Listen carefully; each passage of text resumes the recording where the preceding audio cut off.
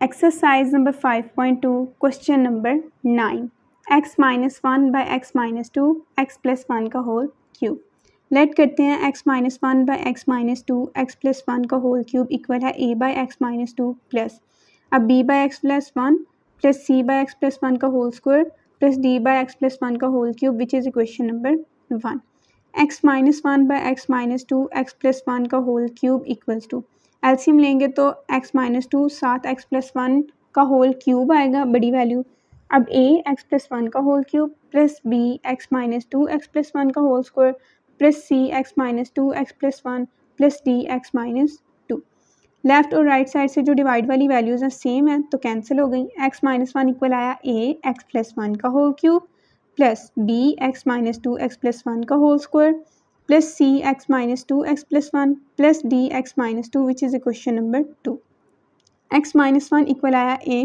Formula open करेंगे x cube plus 1 plus 3x square plus 3x plus b. अब x plus 1 का whole square का formula open करके उसको x माइनस 2 से डायरेक्ट मल्टीप्लाई करवाया तो x cube minus 3x minus 2 plus c x minus 2 x plus 1 को multiply करवाएं तो x square minus x plus 2 plus d x minus 2. x minus 1 equal आ गया a को अंदर मल्टीप्लाई करवाएं a x cube plus a plus 3ax square plus 3ax plus b x cube minus 3bx minus 2b plus c x square minus c x plus 2c plus d x minus 2d which is equation number 3. अब a bye x minus 2 था ना तो x minus 2 को अगर equal रखें 0 के तो x की वैल्यू क्या आती है 2. Now put x equals to 2 in equation 2 we get 2 minus 1 equals to a 2 plus 1 का whole cube plus 0 plus 0 plus 0.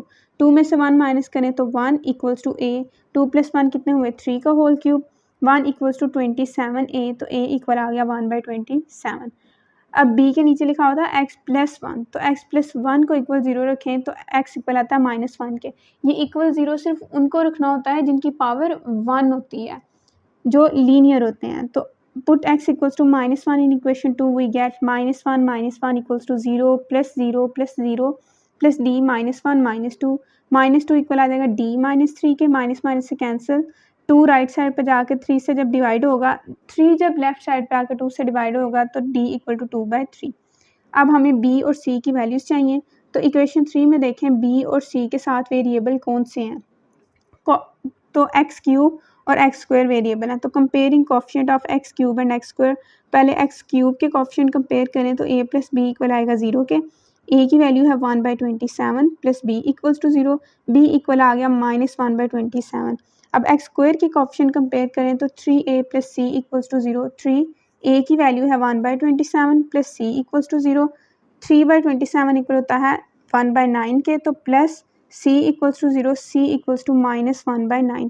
Put values of a, b, c and d in equation 1. We get x minus 1 over x minus 2, x plus 1 का whole cube equals to 1 by 27 by x minus 2 plus minus 1 by 27 by x plus 1 plus minus 1 by 9 by x plus 1 का whole square plus 2 by 3 by x plus 1 का whole cube equals to 1 by 27 x minus 2 minus 1 by 27 x plus 1 minus 1 by 9 x plus 1 का whole square plus 2 by 3x plus 1 का whole cube.